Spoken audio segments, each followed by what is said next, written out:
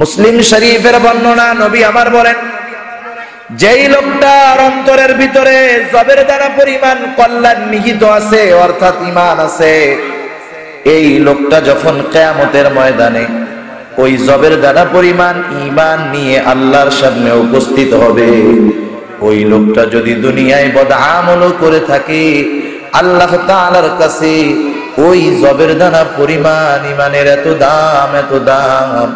ওই লোকটা যদি পাপের কারণে জাহান্নামীও হয়, ওই জবের দানা পরিমাণ ঈমানের কারণে একটা সময় সে জান্নাতের মালিক হয়ে যাবে।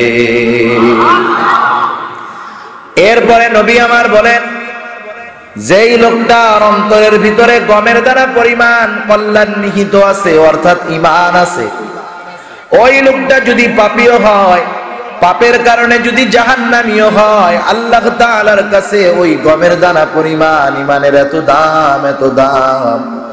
আল্লাহ তাআলা ওই গমের দানা পরিমাণ ঈমানের বদৌলতে একটা সময় তাকে জাহান্নাম থেকে জান্নাতের মালিক বানায়া দিবে। এরপরে নবী আমার আরো আজীব কথা বলেন। রাসূলুল্লাহ সাল্লাল্লাহু আলাইহি ওয়াসাল্লাম জানায়া দেন, যেই লোকটার অন্তরের ভিতরে যারা পরিমাণ কল্যাণ তথা যারা পরিমাণ ঈমান আছে, এই লোকটা যদি এই যারা পরিমাণ ঈমান নিয়ে আল্লাহর সামনে উপস্থিত হতে পারে, যদি তার বদআমল থাকে, হয়তো বদআমলের কারণে সে জাহান্নামী হবে, শাস্তি পাবে, কিন্তু আল্লাহ তাআলার কাছে ওই যারা পরিমাণ অনুপরিমাণ ঈমানের এত দাম, এত দাম। আল্লাহ তাআলা ওই যারা পরিমাণ ঈমানের বদৌলতে একটা সময় তাকে জাহান্নাম থেকে জান্নাতের বাসিন্দা বানায়া দিবে। বুঝে থাকলে বলেন তো, জান্নাতের দাম বেশি না ঈমানের দাম বেশি? আরো জোরে বলেন, কিসের দাম? ঈমানের দাম বেশি। যারা বুদ্ধিমান মানুষ তারা টার্গেট করে কেমন করে দামিটাকে হাতে নেওয়া যায়, ঠিক কিনা বলেন? এক বাদশার স্ত্রী হলো 4টা। একদিন বাদশার মন মেজাজ খুব ভালো, বাদশার সামনে 4 জন স্ত্রী দাঁড়ায় আছে। বাদশা এবার স্ত্রীদেরকে বলতেছে, ও আমার প্রাণের স্ত্রীরা, আজকে আমার মনটা ভালো, তোমাদেরকে আজকে আমি একটা অফার দিতে চাই। আমার পক্ষ থেকে অফার হলো, তোমাদের যার যা মন চায় সে সেইটার সাথে দাঁড়াবা, সেটা ধরবা, আমি তোমাকে সেইটা প্রদান করে দিব। একজন চলে গেছে স্বর্ণের কাছে, স্বর্ণ গিয়া হাত দিয়া ধরছে, বলে আমার স্বর্ণ প্রিয়, স্বর্ণ চাই। একজন গিয়া দাঁড়াইছে রূপার কাছে, হীরার কাছে, বলে আমি হীরা চাই। আর একজন দাঁড়াইছে পান্নার কাছে, বলে আমি পান্না চাই। আর একজন দাঁড়ায় আছে বাদশার পাশে, সে নড়ে না। বাদশাহ এবার জিজ্ঞাসা করে, কি ব্যাপার, বোকা নাকি তুমি? ও গেল হীরার কাছে, ও গেল স্বর্ণের কাছে, ও গেল পান্নার কাছে, দামি দামি সম্পদের মালিক হয়ে গেল, তুমি দাঁড়ায় আছো কেন? এইজন বাকি 3 জন টিটকারি করে বলে, ওর মাথায় গিলু নাই তাই দাঁড়ায় আছে। বাদশাহ এবার বলে, দাঁড়া, ওরে জিজ্ঞাসা করি ও কেন দাঁড়ায় আছে। এবার যে বাদশার পাশে দাঁড়ায় আছে বলে, ও বাদশাহ, ওর হীরা প্রয়োজন, হীরার কাছে গিয়া দাঁড়িয়েছে, স্বর্ণ প্রয়োজন, স্বর্ণর কাছে গিয়ে দাঁড়িয়েছে, ওর চুনি পান্না দামি পাথরের প্রয়োজন, তার কাছে দাঁড়াইছে। আমারও তো কিছুর প্রয়োজন নাই, আমার প্রয়োজন আপনি বাদশাকে যদি আমি পেয়ে যাই, সবকিছু অটোমেটিক আমার হয়ে যাবে। যে যেটার দাম বোঝে সে সেইটার কাছে যায়, ঠিক কিনা বল? আমাদের দেশের অধিকাংশ মানুষ ঈমানের দাম বোঝে না। ঈমানের দাম যদি বুঝতো, ঈমান রক্ষা করার জন্য দুনিয়ার সব কিছু ত্যাগ করতো, ঠিক কিনা বল? বরং এদেরকে আপনি পায়ে ধরেও ঈমানের দাম বোঝাতে পারবেন না। ওরা পারলে আমারে আপনারে ঘুষাইয়া ঘাড় মটকাইয়া বেঈমান হবে, ঠিক কিনা বলে? আমরা ওদেরকে বলি তোমরা সিরাতে মুস্তাকিমের পথে আসো, ওরা বলে তোদের ঘাড় মটকাইয়া আমরা শয়তানের পথে যাব। এখন কেউ যদি নিজের থেকে জাহান্নামে যাইতে চায়, ওলামায়ে কেরামের দায়িত্ব হলো আল্লাহ প্রদত্ত কথাগুলা, নবীর যেই দায়িত্ব উলামায়ে কেরাম আম্বিয়া আলাইহিস সালামের ওয়ারিস, সেই হিসাবে নবীর কথা, আল্লাহর কথাগুলো তাদের কাছে পৌঁছায় দেওয়া, ঠিক কিনা বলেন? দুনিয়াতে এই টেন্ডার আল্লাহ কেউরে দেন নাই যে আমি জান্নাতে নিতে পারবো, জাহান্নামে পাঠায় দিতে পারবো। যদিও বাংলাদেশের কিছু পীর সাহেব আছে এই টেন্ডার বাজি নিয়ে ঘুরে, আছে না নাই? আমার কাছে মুরিদ হও, জান্নাত তোমার জন্য বাজেট, নামাজ রোজা না পড়লেও কোনো অসুবিধা নেই। কিন্তু এই টেন্ডার আমার আপনার নবীকেও আল্লাহ তাআলা দেন না। যদি এই জিম্মাদারি নবীকে দেওয়া হতো যে নবী আপনি যাকে চান জান্নাতে দিতে পারবেন, যাকে চান আপনি জাহান্নামে নিয়ে যাইতে পারবেন, তাইলে আমার আপনার নবীর অন্তর তো এমন, কমপক্ষে উনি দুনিয়ায় থাকা পর্যন্ত একটা বেঈমানও দুনিয়ায় থাকতো না, ঠিক কিনা বলুন? কিন্তু এমনটা হয় নাই। আল্লাহ তাআলা আমার আপনার নবীর হাতে হেদায়েত দেন নাই।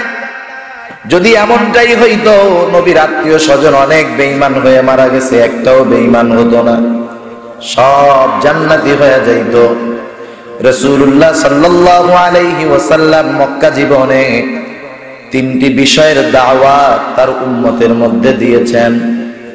রাসূলুল্লাহ সাল্লাল্লাহু আলাইহি ওয়াসাল্লাম এমন নয়, আমি যেমন আপনাদের এখানে কোনোদিন আসি নাই, আজকে হঠাৎ করে আসলাম, আসার পরেই আপনাদের সামনে ওয়াজ নসিহত করতেছি। নবী হঠাৎ করে কোন কওমের মাঝে গিয়াই দিন প্রচার করেন নাই। আল্লাহর নবী সর্বপ্রথম যেই এলাকায় দিন প্রচার শুরু করেছেন, ওই এলাকার মানুষের মাঝে তিনি জীবনের 40টা বছর অতিবাহিত করেছে। যাদের মাঝে তিনি দাওয়াত দিয়েছেন তাদের মাঝে অবস্থান কত বছর? 40 বছর। একটা মানুষ সম্পর্কে খুব ভালো মতো জানতে 40 বছর লাগে? 2-4 মাস এর খুব ভালো মতো চেনা যায় যে ওর আখলাক কেমন, ওর চরিত্র কেমন, লোক কেমন, সব বোঝা যায়। অথচ রাসূলুল্লাহ সাল্লাল্লাহু আলাইহি ওয়াসাল্লাম তাদের মাঝে অবস্থান করেছেন 40 বছর। আমার আপনার নবী মাত্র 20 বছর বয়স। 20 বছর বয়সে মক্কার কুরাইশ কাফেররা আমার আপনার নবীকে উপাধি দিয়ে দিয়েছে আল আমিন। বিশ্বস্ততার উপাধি আমার আপনার নবী পেয়ে গেছেন।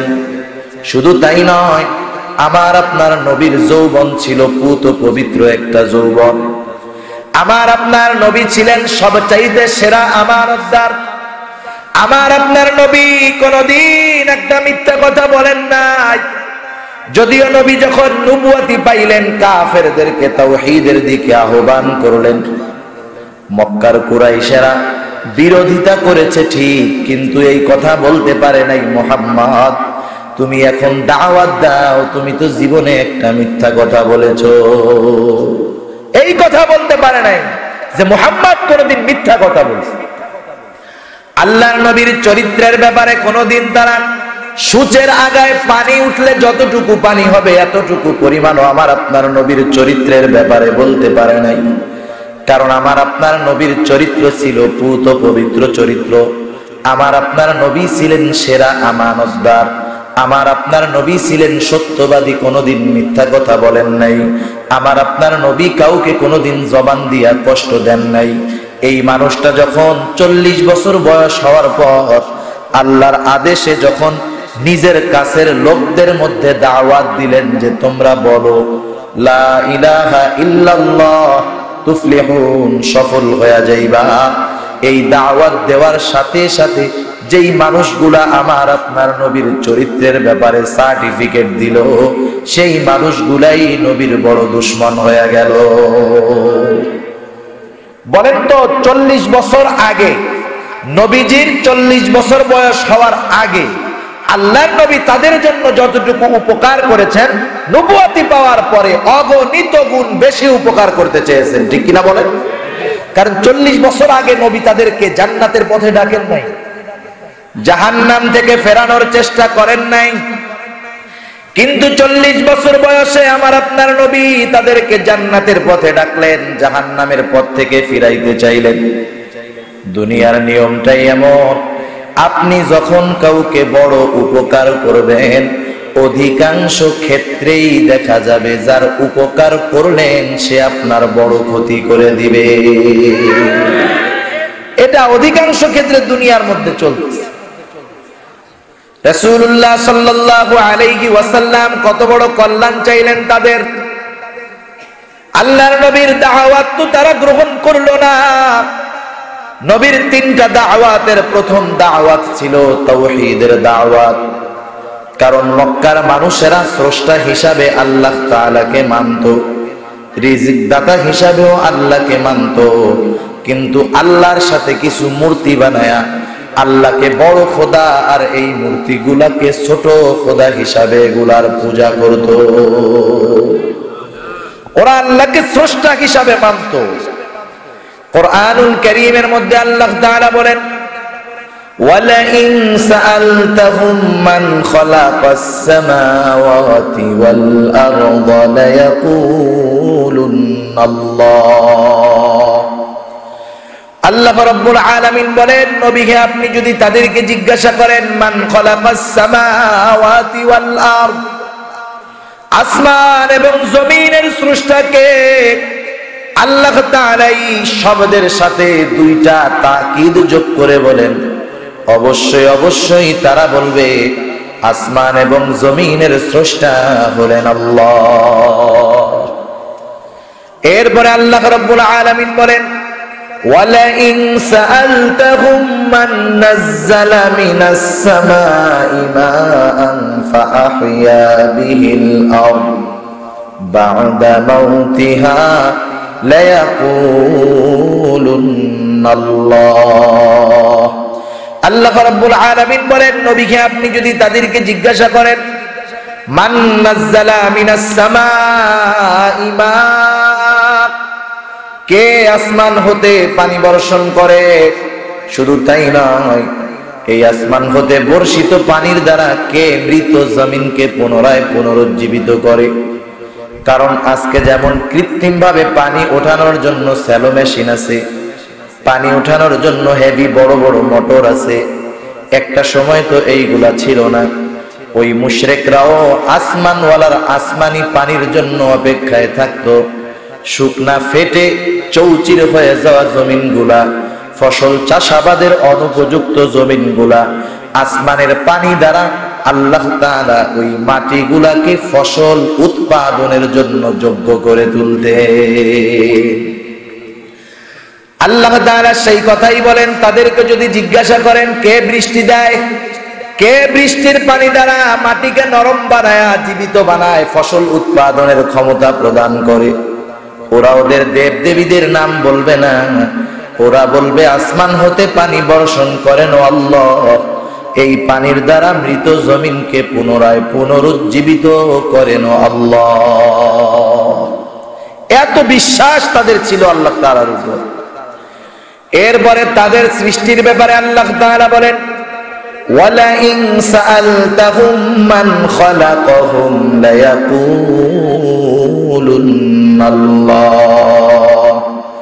আল্লাহ তাআলা বলেন, নবীকে আপনি যদি তাদেরকে জিজ্ঞাসা করেন তাদের স্রষ্টা কে, আবু জেহেল উতবা সাহেবার স্রষ্টা কে, ওরা ওদের দেব দেবীদের কথা বলবে না, দেব দেবীদের নাম বলবে না, ওরা বলবে অবশ্যই আমাদের স্রষ্টা হলেন আল্লাহ। এতটুকু বিশ্বাস আল্লাহর উপরে থাকার পরেও এই মানুষগুলা আল্লাহর সাথে শিরিক করত, আল্লাহর একত্ববাদের উপরে তাদের ঈমান ছিল না। এই জন্য আল্লাহ তাআলা তাদেরকে প্রথম দাওয়াত দিতে বললেন, নবী বলেন তাদেরকে বলতে বলেন, বলো লা ইলাহা ইল্লাল্লাহ, আল্লাহ ছাড়া কোনো ইলাহা নাই, তোমরা সফল কাম হয়ে যাইবা। প্রথম দাওয়াত একত্ববাদের দাওয়াত। আল্লাহ হলেন এক এবং একক। আল্লাহ কি বলেন? এক এবং একক। আল্লাহ বলেন কুল হুয়াল্লাহু আহাদ, আল্লাহ হলেন এক এবং একক। আল্লাহ রাব্বুল আলামিনের নবী যখন এই দাওয়াত দিলেন, তারা যদি প্রশ্ন করে, ও মুহাম্মদ, বিগত 40টা বছর তুমি আমাদের মধ্যে থাকছো, কোনদিন তো এই কথা বলো নাই, হঠাৎ করে আমাদেরকে এক আল্লাহর দিকে আহ্বান করো, কারণটা কি মুহাম্মদ? নবী হে, আপনি তখন জানায়া দিবেন যে আমি আল্লাহ আপনাকে গোটা জগৎবাসীর জন্য নবী হিসাবে প্রেরণ করেছি। আমার আপনার নবী হলেন গোটা সৃষ্টির জন্য নবী। আল্লাহ তাআলা বলেন, নবীকে আপনি বলেন, কুল ইয়া আইয়ুহান নাসু ইন্নী রাসূলুল্লাহি ইলাইকুম জামিআ। আপনি মানুষদেরকে জানায় দেন, হে মানব সম্প্রদায়, ইন্নী রাসূলুল্লাহি ইলাইকুম, আমি তোমাদের কাছে রাসূল হিসাবে প্রেরিত হয়েছি, এই জন্য তোমাদেরকে এক আল্লাহর দিকে আহ্বান করি। এখন যদি তারা প্রশ্ন করে, মুহাম্মদ এক আল্লাহকে যদি মেনে নেই, তোমার নবুয়তি যদি মেনে নেই, তোমাকে নবী হিসাবে যদি মেনে নেই, লাভ কি, না মানলে ক্ষতি কি? আল্লাহ তাআলা এবার দিলেন তৃতীয় বিষয়ের দাওয়াত, আপনি তাদেরকে দিয়ে দিবেন। তারা যদি আল্লাহকে এক বলে স্বীকার করে নেয়, আপনাকে যদি নবী বলে মেনে নেয়, আখিরাতে তাদের ঠিকানা হবে জান্নাত। আর যদি আমাকে এক না মানে, আপনাকে যদি নবী না মানে, আখিরাতে তাদের ঠিকানা হলো জাহান্নাম। এতটুকু কথার দাওয়াত আল্লাহর নবী দিলেন 13টা বছর। নবী যখন প্রাথমিক দিকে দাওয়াত দিলেন, কাফেরেরা দাওয়াত গ্রহণ তো করেই না, বরং আমার আপনার নবীকে কতভাবে অত্যাচার, কতভাবে কষ্ট দিয়েছে।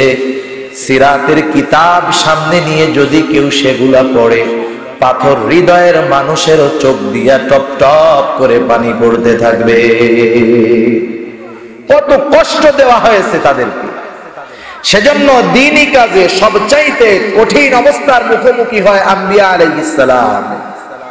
রাসূলুল্লাহ সাল্লাল্লাহু আলাইহি ওয়াসাল্লাম বলেন, আশাদ্দুন নাসি বালা আল আম্বিয়া সুম্মাল আমসালু ফাল আমসাল।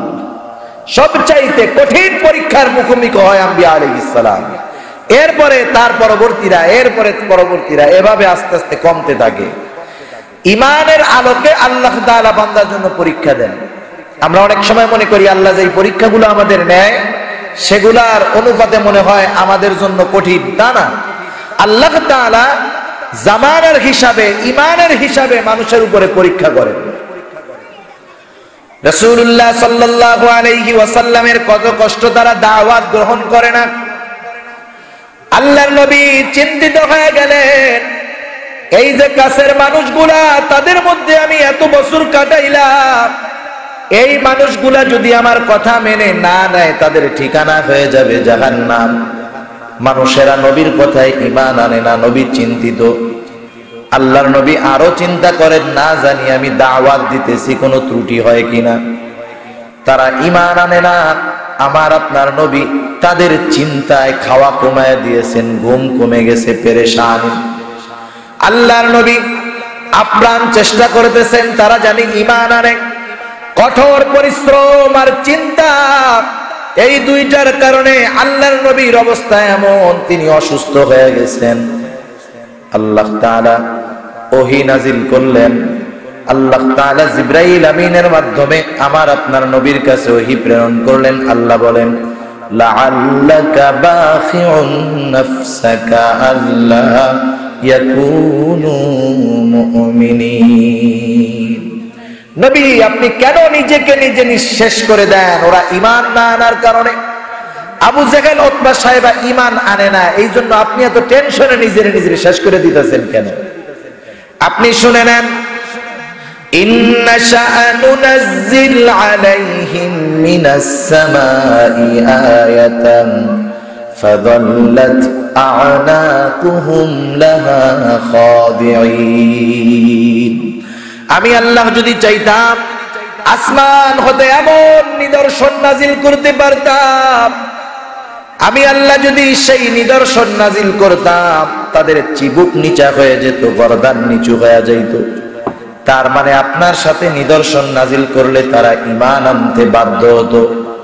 মুফাসসিরিনে কেরাম লিখেন, আল্লাহ তাআলা যদি চাইতেন, আমার আপনার নবীর দুই পাশে দুইজন ফেরেশতা পাঠায়া দিতে পারতেন।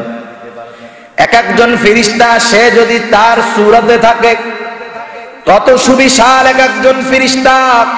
সারা দুনিয়ার পানি যদি একজন ফেরেশতার মাথার মধ্যে ঢেলে দেওয়া হয়, পা পর্যন্ত আসবে না। এইরকম দুইজন ফেরেশতা যদি দুই পাশে থাকে, দুই ফেরেশতার হাতে যদি দুইটা লাঠি থাকতো, ওই অবস্থায় যদি আমার আপনার নবী মক্কাবাসীর সামনে গিয়া বলতেন, এ মক্কাবাসী কুরাইশেরা বলো লা ইলাহা ইল্লাল্লাহ, বলেন তো মক্কাবাসী দুই পাশে বিশাল আকৃতির দুইজন ফেরেশতা দেখার পরে আল্লাহর নবীর উপরে অত্যাচার করতো নাকি ভয়ে ঈমান আনতো? তখন আবু জেহেল কইতো, কি বলো মোহাম্মদ, 1 কোটি বার লা ইলাহা ইল্লাল্লাহ, ভয়ের ঠেলা ঈমান আনতো। আল্লাহ তাআলা সেই কথা নবীকে জানায় দেন, নবী হে, আমি আল্লাহ যদি চাইতাম এমন নিদর্শন নাজিল করতে পারতাম, ওরা ঈমান আনতে বাধ্য হতো। পয়গম্বর, আপনি সেই জন্য চিন্তা করবেন না, আপনার কাজ হলো আমি আল্লাহর কথাগুলা তাদের কাছে পৌঁছায়া দেওয়া। হেদায়েত দেওয়া না দেওয়ার দায়িত্ব আপনার নয়, হেদায়েত দেওয়ার মালিক হলাম আমি আল্লাহ। নবী আলাইহিস সালামের উপরে দায়িত্ব ছিল দাওয়াত পৌঁছায়া দেওয়া। ওরা মানে নাই, নবীর উপরে অত্যাচার করেছে, ঠিক কিনা বলেন? যারা নবীর ওয়ারিস আমরা দাবি করি, সেই দাওয়াত যখন আমরা আমাদের কওমের কাছে, আমাদের বন্ধুদের কাছে, আত্মীয়র কাছে, কাছের লোকের কাছে ওই কথাগুলা যখন আবার পৌঁছায়া দেই, আফসোসের সাথে বলতে হয় মুসলমানের লেবাসে কিছু মুনাফিক উলামায়ে কেরামের মুখে জুতা দিয়া বাড়ি মারতে যায়। মনে রাখতে হবে, উলামায়ে কেরামের সাথে বেয়াদবির শেষ ফল হলো বেঈমান হয়ে মরণ। কোনো সন্দেহ নাই, যদি তাওবা না করে, ক্ষমা যদি না চায়, ওই অবস্থার উপরে যদি থাকে, ও ঈমানবিহীন মরবেই মরবে। হুসাইন আহমদ মাদানী রহমাতুল্লাহি আলাইহি, নাম শুনছেন আপনারা? হুসাইন আহমদ মাদানী রহমাতুল্লাহি আলাইহি আমাদের বাংলাদেশে হযরতের অনেক আনাগোনা ছিল।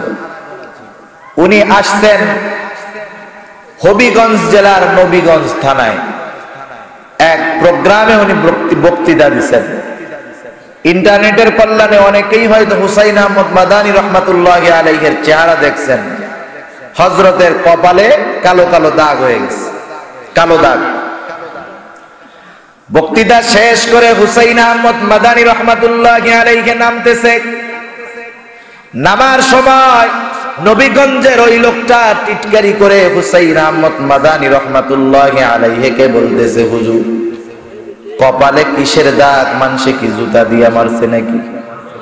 হুসাইন আহমদ মাদানী রহমাতুল্লাহি আলাইহি তার কথার জবাবে হেসে দিয়েছেন, কিন্তু সব হাসি আনন্দের হয় না, কিছু হাসি কিন্তু কষ্টেরও হয়।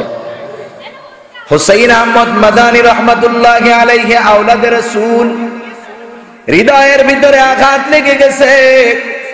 হাত উঁচু করে জবান দিয়ে দোয়া করা লাগে নাই, অন্তরের ভিতরে আঘাত লাগছে। ওই লোকটা মুসলমান ছিল, ইমানদার ছিল, কিন্তু নসিব খারাপ। 1 মাসের মাথায় কাদিয়ানি ধর্ম গ্রহণ করে কাদিয়ানি মতবাদের উপরে দুনিয়া থেকে বিদায় নিয়েছে। ইসলামী ফাউন্ডেশন থেকে হযরত মাদানী রহমাতুল্লাহি আলাইহির জীবনী একটা আছে এরকম, যে সব জায়গায় ইসলামী ফাউন্ডেশনের লাইব্রেরি আছে, অনেক জায়গায় এই বইটা দিছে, ওর মধ্যে আছে ঘটনা এটা। সেজন্য উলামায়ে কেরামের সাথে বেয়াদবি ঈমানবিহীন মৃত্যুর আলামত, ঠিক কিনা বলেন? তোমরা জুতা দিয়া বাউড়াইতে চাও, উলামায়ে কেরামের সম্মান কমাতে পারবা না। তোমরা যতই বেইজ্জতি করো, সম্মান কমাতে পারবা না, কারণ উলামায়ে কেরামের ইজ্জত দিয়েছেন আল্লাহ। উলামায়ে কেরামকে তার ওয়ারিস ঘোষণা করেছেন স্বয়ং মুহাম্মাদুর রাসূলুল্লাহ। নসিব তোমাদেরই খারাপ হয়ে যায়। তা যাই হোক, মূলত হেদায়েতের মালিক কে? জোরে বলেন। আমার আপনার নবীর দায়িত্ব হলো পৌঁছায়া দেওয়া। উলামায়ে কেরামের দায়িত্ব এইটা, যে যখন কোন কাজ দেখবে যা কোরআনের মুখালেফ, সুন্নাহর মুখালেফ, উলামায়ে কেরাম শাসকদের কানে, নীতি নির্ধারকদের কানে খবর পৌঁছায়া দিবে। যদি না পৌঁছায়, উলামায়ে কেরামের দায়িত্বে গাফিলতির কারণে শাস্তি হবে। আর উলামায়ে কেরাম যদি কথাগুলা পৌঁছায়া দেয়, তোমরা মানলে ভালো, না মানলে তোমাদেরই যাবে, কিন্তু উলামায়ে কেরাম তার দায়িত্ব থেকে মুক্তি পেয়ে যাবে। নিজেদের চিন্তা করে উলামায়ে কেরাম তোমাদেরকে বলে যে এটা গুনার কাজ, এটা খারাপ কাজ, ঠিক কিনা বলেন?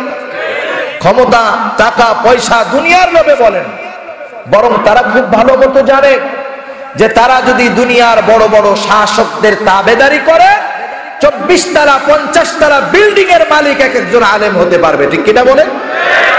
ভালো মতো জানে, কিন্তু এরপরেও বিপদকে সামনে রেখে কেন সতর্ক করে? বিরোধিতা করার কারণ যে কিয়ামতে জানি আল্লাহর সামনে হিসাবের কাঠগড়ায় না দাঁড়াতে হয়। নিজের জিম্মাদারি পালন করার স্বার্থে কিয়ামতে জানি আল্লাহর সামনে অপরাধী সাব্যস্ত না হতে হয়, এই ভয়ে বলে। আর তোমরা সেইটারে কোন দিকে ঘুরায়া নিয়ে উলামায়ে কেরামকে অপবাদ দাও, দুঃখ তো লাগে, স্বাভাবিক ব্যাপার, ঠিক কিনা বলুন? সেজন্য নবী হেদায়েতের মালিক ছিলেন না, উলামায়ে কেরামও হেদায়েতের মালিক না। রাসূলুল্লাহ সাল্লাল্লাহু আলাইহি ওয়াসাল্লামের চাচা আবু তালেব যখন মরণাপন্ন অবস্থায়, একেবারে অন্তিম সময়, রাসূলুল্লাহ সাল্লাল্লাহু আলাইহি ওয়াসাল্লাম কামনা করতেছেন, আহারে চাচা যদি শুধু বলতো লা ইলাহা ইল্লাল্লাহ তাহলে তো কাজ হয়ে যাইত। যখন একেবারে অবস্থা সংকটময়, আমার আপনার নবী আবু তালেবকে বলে, ও চাচা আপনি শুধু বলেন লা ইলাহা ইল্লাল্লাহ, বাকি বিষয়ের জন্য কিয়ামতে আমি আল্লাহর সামনে আপনার জন্য সুপারিশ করব। ওইখানে উপস্থিত আবু জেহেল এবার আবু তালেবের কাছে এসে বলে, ও আবু তালেব, তুমি যদি মরার আগে বলি করবে। আবু তালেব ভয়ে তার বাবার ধর্ম ত্যাগ করে দুনিয়া থেকে বিদায় নিয়েছে। কা পুরুষ বলবে তোমারে? উস্কানি দিতে থাকলো। আবু জেহেল বলে, তুমি তোমার অবস্থান পরিষ্কার করে যাও, তুমি মানুষের সামনে বলো।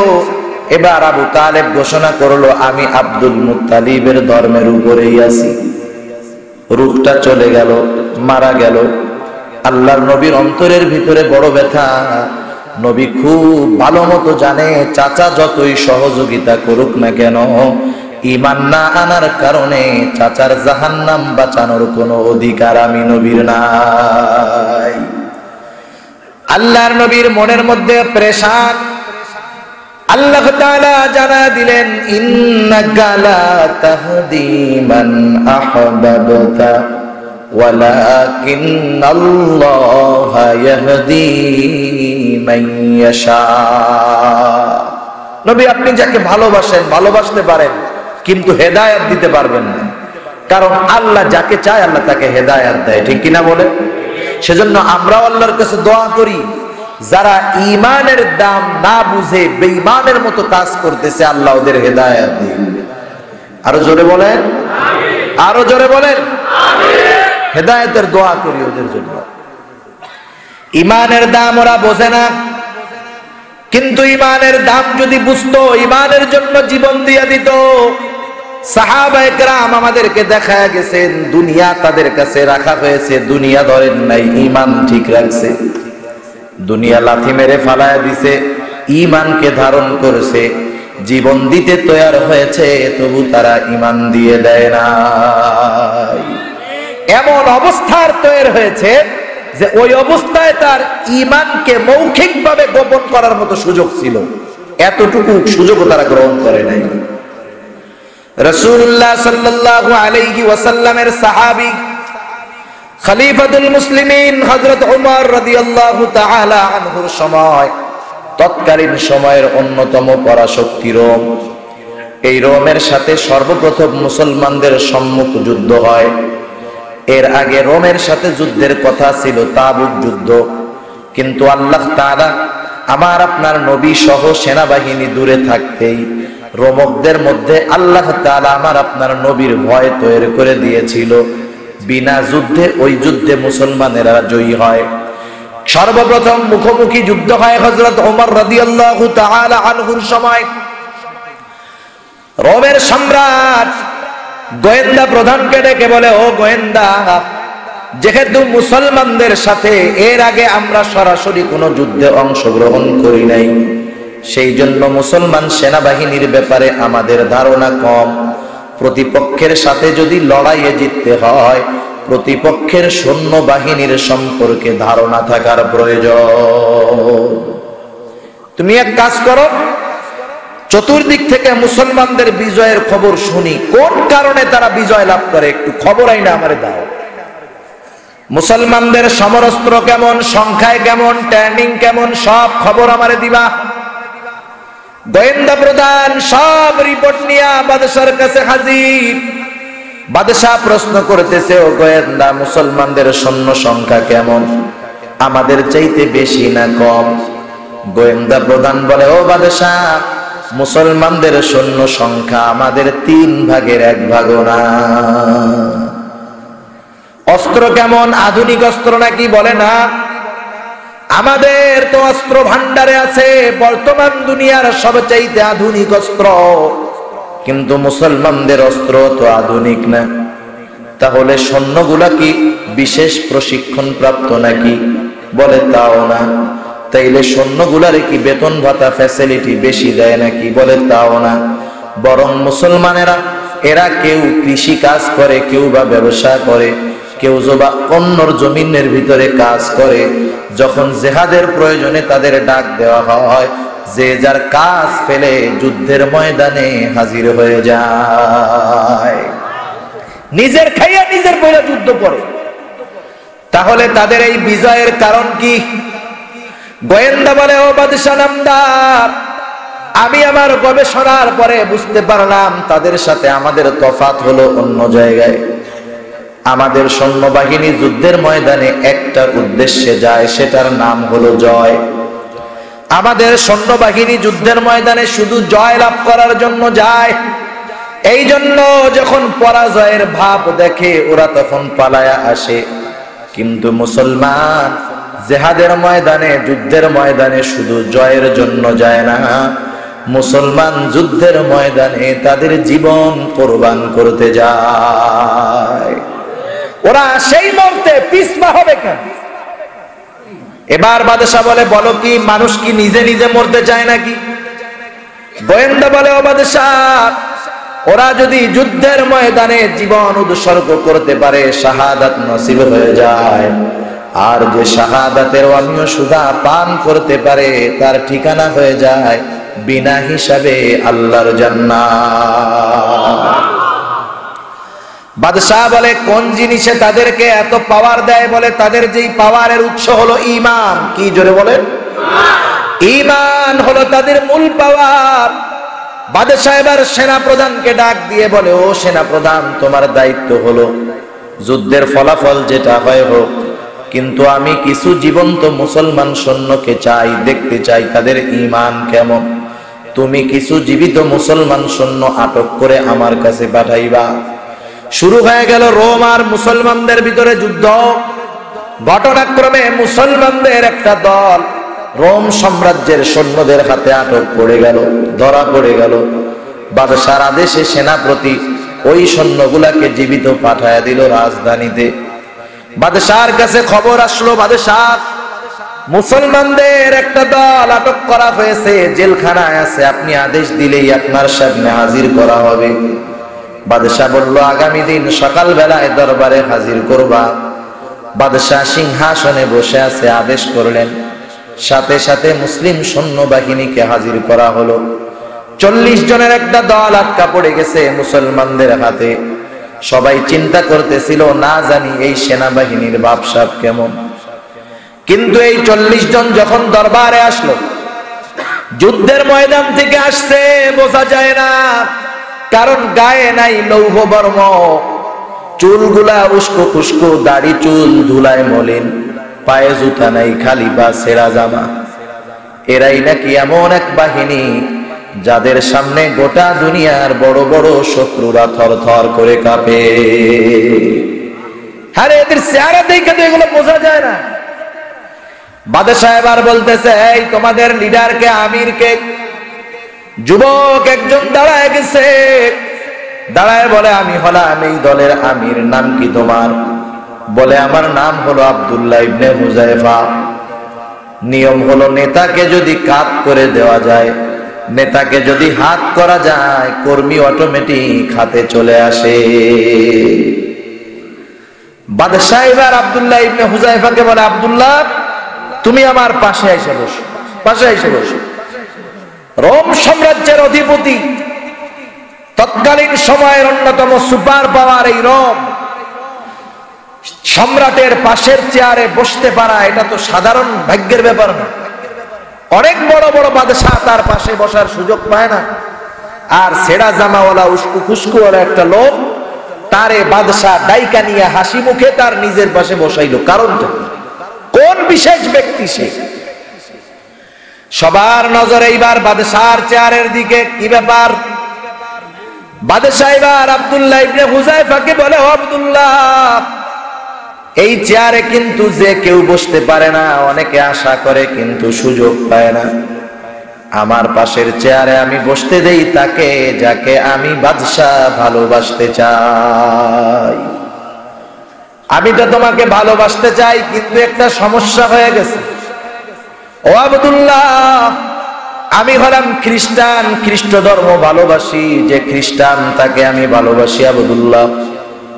এখন যদি তোমার সাথে আমার ভালোবাসার সম্পর্ক স্থাপন করতে হয় আব্দুল্লাহ, তোমাকে খ্রিস্টান হতে হবে, তাহলে আমি বাদশাহ তোমাকে ভালোবাসবো।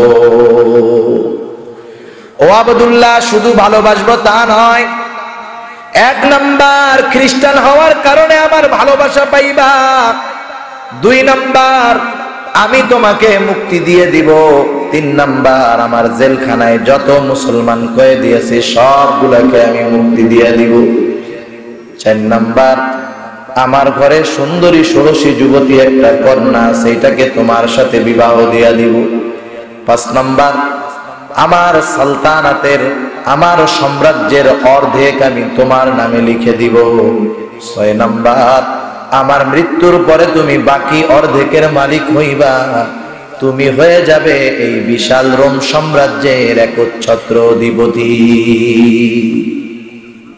সুবিশাল অফার।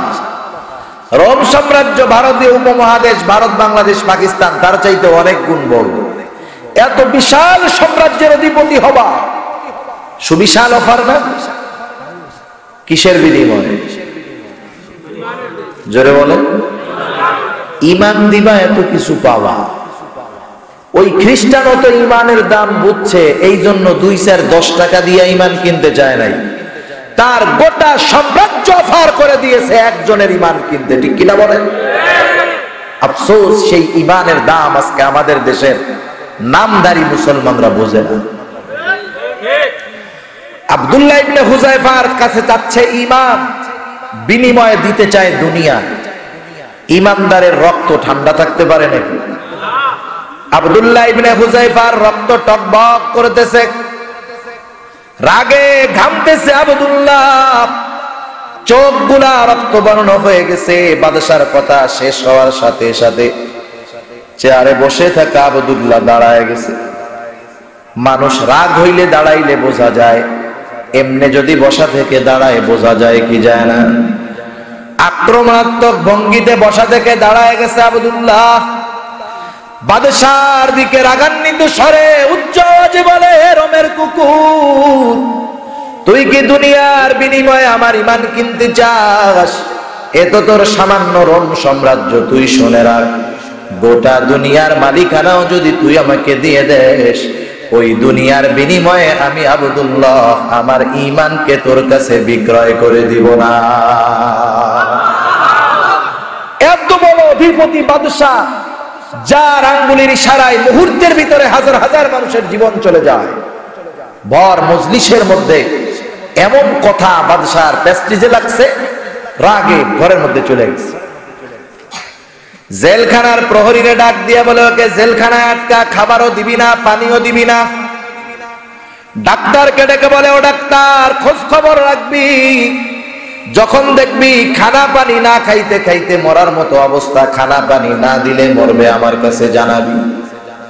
জেলখানার ভিতরে আব্দুল্লাহ 1 সপ্তাহ হয়ে যায়, খানাও নাই, পানিও নাই।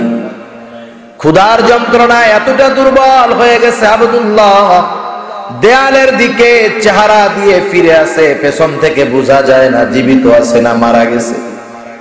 ডাক্তার দরজা খুলে ভিতরে গিয়া দেখে আব্দুল্লাহর অবস্থা বড় করুণ, খানা পানি না দিলে যে কোনো মুহূর্তে অ্যাক্সিডেন্ট ঘটে যেতে পারে। ডাক্তার চলে গেছে বাদশাহর কাছে, গিয়া বলে, বাদশাহ, আব্দুল্লাহর অবস্থা কিন্তু খারাপ, এখন যদি খানা পানি না দেওয়া হয় যে কোনো মুহূর্তে আব্দুল্লাহ দুনিয়া থেকে চলে যাইতে পারে। বাদশাহ এবার বলে, যাও খানা পানির ব্যবস্থা করো, কিন্তু আব্দুল্লাহকে খাবার দিবা শুয়ারের গোশত, পানি দিবা মদ মেশানো পানি, হারাম খাবার দিবা। হারাম খাবার, হারাম খাবারের প্রভাব কি? হারাম খাবারে ঈমানের নূর চলে যায়, আমলের স্পৃহা চলে যায়। হারাম খাইতে খাইতে হারামির মতো কাজ এক সময় করা যায়, ঠিক কিনা বলেন?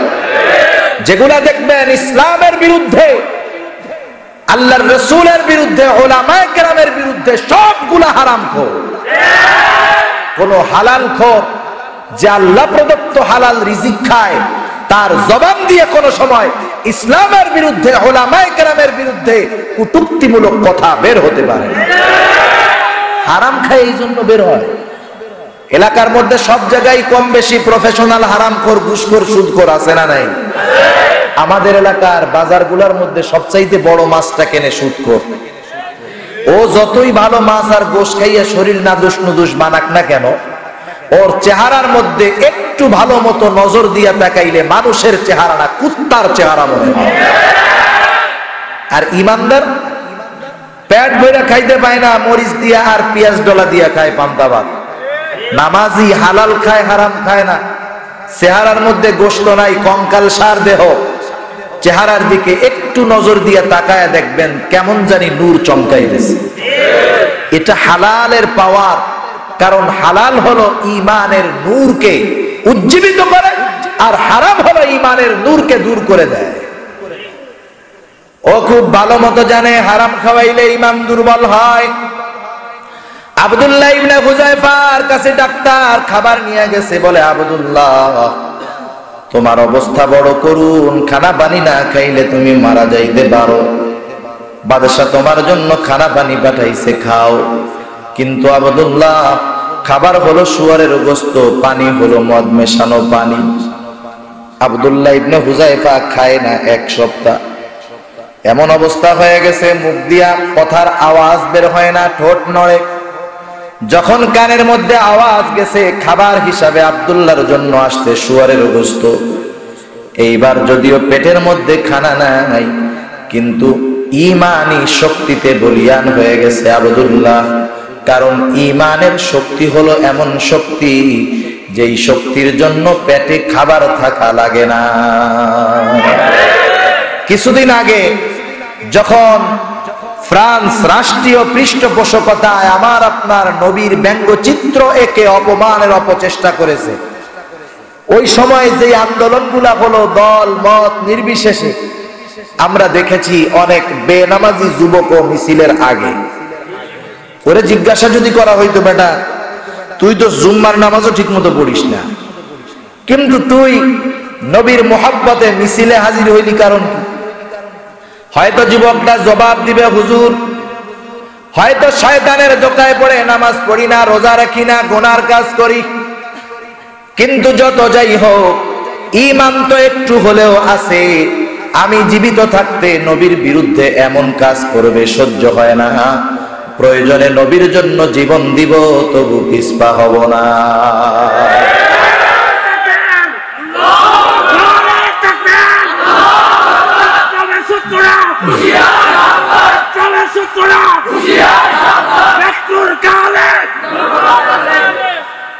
সেজন্য দেখবেন ঈমানের পাওয়ারে আধ্যাত্মিক শক্তির পয়দা হয়ে যায়।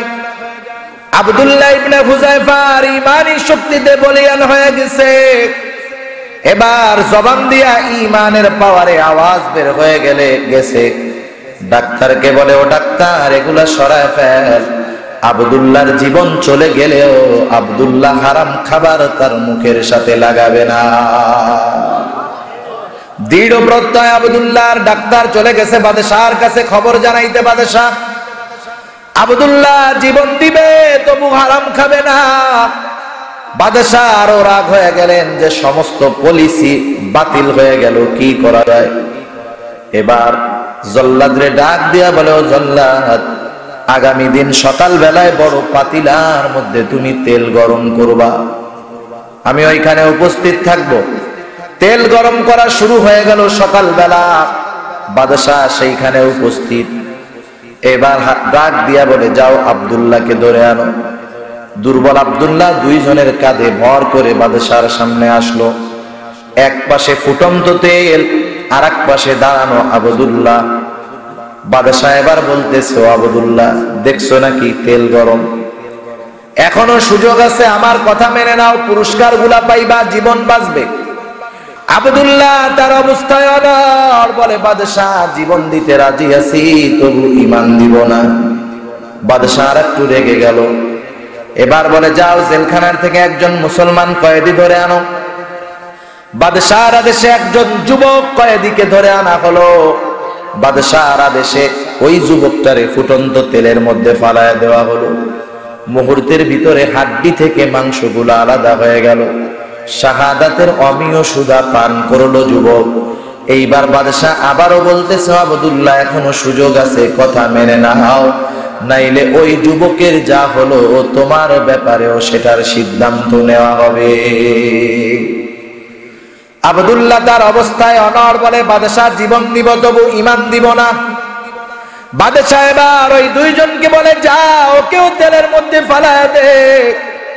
দুইজন ধরে ধরে তেলের দিকে নিয়ে যায়। আব্দুল্লাহর চোখ দিয়ে পানি পড়া শুরু হয়ে গেছে। একজন বাদশাহর কাছে এসে বলে, বাদশাহ আব্দুল্লাহ তো কান্না করতেছে, হয়তো জীবনের জন্য মায়া লাগতেছে, পরিবার পরিজনের কথা হয়তো মনে পড়ে। বাদশাহ এখন যদি আব্দুল্লাহকে আপনি প্রস্তাব দেন, সম্ভবত আপনার প্রস্তাবটা আব্দুল্লাহ মেনে নিবে। কারণ মানুষ যখন বোঝে নিশ্চিত মৃত্যু আমার, স্বাভাবিক মরণও যদি হয়, তখন চোখ দিয়া পানি আসে। যারা মানুষের মৃত্যুর পূর্ব মুহূর্তে দেখছেন তারা বলতে পারবেন। একবারে মৃত্যুর নিকটবর্তী সময় লোকটা যখন আকাশের দিকে তাকায় থাকে, অপলক দৃষ্টিতে মনে হয় দূরে কি জানি দেখতেছে, দুই পাশ দিয়ে পানি ঝরে পড়ে। কারণ ও তখন অনুভব করতে পারে আমি আর বাঁচবো না, ও বুঝতে পারে কিন্তু বলতে পারতেছে না। আব্দুল্লাহ ইবনে হুযায়ফারে বাদশাহ বলে, তোমার কি জীবনের জন্য মায়া হয়, এই জন্য কান্না করো? আব্দুল্লাহ ইবনে হুযায়ফা বলে, ও বাদশাহ, মুসলমান মৃত্যুর ভয়ে কান্না করে না, কারণ মুসলমান ইমানদার খুব ভালো মতো জানে মৃত্যু হলো একটা পর্দা, মৃত্যু হবে তো পর্দা উঠে যাবে ওপারে আল্লাহর জান্নাত। তাহলে তুমি কান্না করো, কারণটা কি? আব্দুল্লাহ বলে, ও বাদশাহ, আমার আল্লাহ আমাকে একটা মাত্র জীবন দিয়েছে, একটা জীবন আমি একবার মাত্র আল্লাহর জন্য, ঈমানের জন্য কোরবান করতে পারবো। আমার তো মন চায় আমার আল্লাহ আমাকে শত শত জীবন দিবে, আর এই শত শত জীবন আমি শত শতবার আল্লাহর জন্য কোরবান করে দিব। তারা ঈমানের দাম বুঝতে পেরেছে বিদায় শত জীবন পেলেও ঈমানের জন্য কোরবান করতো, ঠিক কিনা বলেন? আর আমাদের দেশের মানুষের অবস্থা হলো এমন, ঈমান হারানোর জন্য তারা জীবন দিতে কোরবান করতে তৈয়ার, ঠিক কিনা? পুরাই মুখালিফ। এর কারণ হলো ওই মানুষগুলার দ্বীনি জ্ঞান না থাকার কারণে ঈমানের দাম তারা বোঝে না।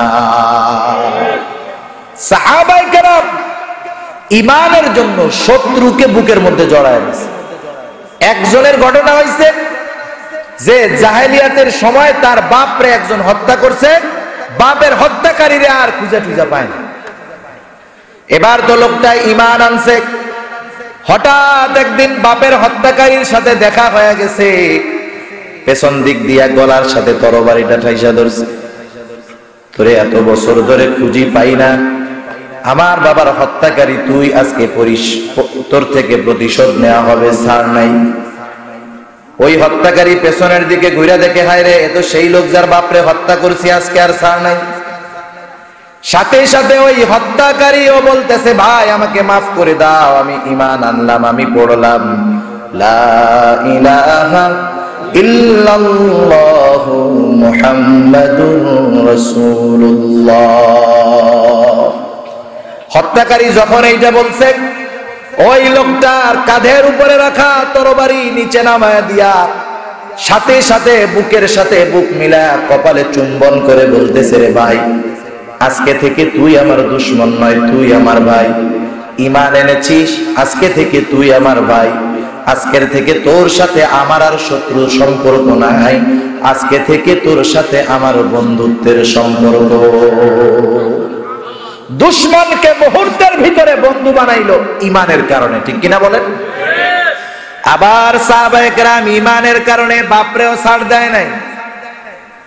বদরের জিহাদ পৃথিবীর ইতিহাসে অন্যতম একটি জিহাদ, ইসলামের ইতিহাসে অন্যতম একটি জিহাদ। যারা কাফের ঐতিহাসিক, এরা বদরের যুদ্ধের মূল্যায়ন করতে গিয়া বলে, বদরের জিহাদ হলো এমন একটা জিহাদ যেই জিহাদের ফলাফলের উপরে নির্ভর করতেছিল দুনিয়ার মধ্যে ইসলাম এবং মুসলমান থাকবে কি থাকবে না, টিকবে কি টিকবে না। কারণ ওই সময়ের 1000 আধুনিক সমরাস্ত্রে সুসজ্জিত কাফের বদরের ময়দানে চলে আসছে এই নিয়তে যে মুসলমানদেরকে একবারে নিশ্চিহ্ন করে দিবে। অনেক লম্বা ইতিহাস, সংক্ষিপ্ত সারে বলি। রাসূলুল্লাহ সাল্লাল্লাহু আলাইহি ওয়াসাল্লাম যখন সৈন্য বাহিনী বাছাই কইরা পাইলেন মাত্র 313 জন, 1000 সুসজ্জিত সমরাস্ত্রে সুসজ্জিত সুবিধাজনক স্থানে অবস্থানরত 1000 কাফেরের বিরুদ্ধে যুদ্ধ করার জন্য যাবে 313 জন। 313 জনের কাছে 313টা তলোয়ার নাই, ঘোড়া অল্প কয়েকটা। অবস্থা এমন, কারো 2 হাতে 2টা খেজুরের ডাল, কারো 2 হাতে 2টা পাথর। এইগুলা নিয়ে 313 জন রওনা হয়ে গেছে কাফেরদের বিরুদ্ধে লড়াই করতে। ওই 313 জনের কাছে হয়তো দুনিয়ার কোনো অস্ত্র ছিল না, কিন্তু তাদের ঈমান এমন পাওয়ারফুল ছিল, ওই সময় যদি তারা গোটা দুনিয়ার বিরুদ্ধে লড়াই করত, তাদের ঈমানের সামনে গোটা দুনিয়া পরাজিত হতে বাধ্য হয়ে যেত। ঈমানের শক্তিতে বলিয়ান হয়ে বদরের ময়দানে গেছে 313 জন। এই 313 জনের মধ্যে একজনের নাম হলো আবু উবাইদা ইবনুল জাররাহ রাদিয়াল্লাহু তাআলা আন। আবু উবাইদা যুদ্ধের ময়দানে গিয়া দেখে তার বাবা জাররাহ, যে ছিল কাফের, জাররাহ কাফেরদের সাথে মুসলমানদের বিপক্ষে যুদ্ধ করার জন্য আসছে। অনেকদিন পর বাবাকে দেখলো আবু উবাইদা। বাবাকে দেখার পরে বাবার প্রতি একটু পিতৃ মহব্বত অন্তরে জাগ্রত হয়ে গেল। কারণ ইসলাম হলো এত সুন্দর, ইসলাম বলে তোমার মা বাবা যদি কাফের হয়, তুমি ওই মা বাবার সাথে ভালো আচরণ করবা, খারাপ আচরণ করতে পারবা না। শুধু তাই নয়, আল্লাহ তাআলা বলেন, ওয়া ইন জাহাদাকা আলা আন তুশরিকা বিমা লাইসা লাকা বিহি ইলম ফালা তুতি'হুমা ওয়া সাহিবহুমা ফিদ দুনিয়া মা'রুফা। আল্লাহ তাআলা বলেন, তোমার মা বাবা যদি অজ্ঞতার কারণে আমি আল্লাহর সাথে শিরক করার জন্য তোমাকে জোর জবরদস্তি করে, এমত অবস্থায় তুমি কি করবা? কারণ শিরক হলো সবচাইতে বড় জুলুম। আল্লাহ বলেন, ইন্নাশ শিরকা লাযুলমুন আযীম। শুধুমাত্র আরেকজনের জমি জোরপূর্বক দখল করে খাওয়াই জুলুম না, প্রতিটা অন্যায়, প্রতিটা পাপ হলো জুলুম। আর সব জুলুমগুলোর মধ্যে সবচাইতে বড় জুলুম হলো আল্লাহর সাথে শিরক করা। সেই আল্লাহ বলতেছে, শিরক করলে কেমন বেজার হয় আল্লাহ। আল্লাহ তাআলা বলেন, ইন্নাল্লাহা লা ইয়াগফিরু আন ইউশরাকা বিহি ওয়া ইয়াগফিরু মা দুনা যালিকা লিমান ইয়াশা। আল্লাহ বলেন, সব গুনাহ আমি চাই, যারটা মাফ করে দিব, কিন্তু শিরকের গুনাহ আমি আল্লাহ মাফ করব না। সেই আল্লাহ বলতেছে, যদি তোমার মা বাবা আমি আল্লাহর সাথে শিরক করার জন্য জোর জবরদস্তি করে, তুমি কি করবা? আল্লাহ 1 নম্বরে বলেন, ফালা তুতি'হুমা, তোমার মা বাবার এই আদেশের আনুগত্য করবা না। কারণ আল্লাহর নবী বলেন, লা তাআতা লিমাখলুকিন ফি মাসিয়াতিল খালিক। অথচ এর বিপরীত হয় বেশি। আল্লাহর নবী বললেন, খালেকের নাফরমানি করে মাখলুকের আনুগত্য করা যাবে না। আর বর্তমান দুনিয়ায় মাখলুকের আনুগত্য করতে গিয়ে খালেকের নাফরমানি করে এমন লোকের দুনিয়ায় অভাব নাই। আল্লাহ বেজার হবে না খালি খালি নাকি? এখন এই মা বাবা তো শিরক করতে বললো, শিরক করলাম না, কিন্তু মা বাপ কেন বললো পাওয়ার ক্রিয়েট করা যাবে না? আল্লাহ তাআলা বলে তাদের উপরে জোর জুলুম করতে পারবা না, খানা বন্ধ করতে পারবা না। কি করবা? দুনিয়ার মধ্যে তুমি যেটা করবা শুনে নাও, ওয়াসাহিবহুমা ফিদ দুনিয়া মারুফা। ওই মা বাবার সাথেও তুমি দুনিয়ার মধ্যে ভালো আচরণ করবা। সুবহানাল্লাহ বলেন। আবু উবাইদা বাপকে দেখে অন্তরে ভালোবাসা জেগে গেছে, এতে দোষের কোনো কিছু নাই। আবু উবাইদা চিন্তা করছে বাপের থেকে সরে সরে যুদ্ধ করব, নিয়ত কইরা যুদ্ধের ময়দানে নেমে গেছে। নিয়ত আমরা করতে পারি, কিন্তু নিয়ত পূরণ করেন কে? আওয়াজ দিয়ে কর। আল্লাহ তাআলা চান আজকে বাবার সন্তান মুখোমুখি হয়ে যাবে। হঠাৎ করে বাবার সন্তান মুখোমুখি হয়ে গেছে। আবু উবাইদা বাবাকে সামনে দেখে উঁচু তরবারিটা নিচে নেমে গেছে। আবু উবাইদার বাবা জারওয়াতু কাফের। কাফেরের অন্তরের ভিতরে থাকে ভয়, কাফেরের অন্তরের ভিতরে থাকে কপটতা, কাফেরের অন্তরের ভিতরে থাকে অবিশ্বাস। ও চিন্তা করছে ছেলে তো আমার ধর্ম থেকে চলে গেছে, বিশ্বাস নাই। এবার সন্তানের উপরে তরবারি চালায় দিছে। আবু উবাইদার নিচু তরবারি উঁচু হয়ে গেছে। বাপ বেটার লড়াই, নিজের হাতে নিজের বাবাকে দুনিয়া থেকে চিরতরে বিদায় করে দিয়েছে। এই যে বাপরে দুনিয়া থেকে বিদায় করলো, দুনিয়ার কোন ক্ষমতার নেশায়, টাকা পয়সার নেশায়, প্রভাব প্রতিপত্তি সম্পদের জন্য, দুনিয়ার কোন স্বার্থে নয়, ইমানের জন্য। ঠিক কিনা বলেন? কঠিন কাজ। বর্তমান দুনিয়ায় বাবার টাকা না পাইলে বাবারে হত্যা করে, এমন ঘটনা আছে না নাই? একটা দুইটা না, নেশার টাকার জন্য বাংলাদেশে মনে হয় শত শত মা বাবা খুন হয়েছে, স্ত্রী খুন হয়েছে, সংসার ধ্বংস হয়েছে। সামান্য ছোটখাটো বিষয় নিয়ে বন্ধু বন্ধুকে হত্যা করছে, আছে না নাই? তাহলে এই দুনিয়ার মধ্যে দুনিয়ার স্বার্থে হত্যাকাণ্ড হয়, বাবার সাথে সন্তানের সম্পর্ক নষ্ট হয়, ভাইয়ের সাথে ভাইয়ের সম্পর্ক নষ্ট হয়, ইমানের কারণে না। ঠিক কিনা বলেন? আর তারা ইমানের কারণে বাবার গলায় ছুরি চালায়া দিছে। দুনিয়ার মানুষ যা বলে বলুক, কিন্তু আল্লাহ তাআলার কাছে তাদের ঈমান স্বীকৃতি পেয়ে গেছে। এই ঘটনার আলোকে আল্লাহ রাব্বুল আলামিন কোরআনুল কারীমের মধ্যে আয়াত নাযিল করে জানায় দেন, লা তাজিদু কওমান ইউমিনুনা বিল্লাহি ওয়াল ইয়াউমিল আখির ইউআদ্দুনা মান হাদ্দাল্লাহা ওয়া রাসূলাহু ওয়ালাউ কানু آباءهم أو أبناءهم أو إخوانهم أو عشيرتهم أولئك كتب في قلوبهم الإيمان।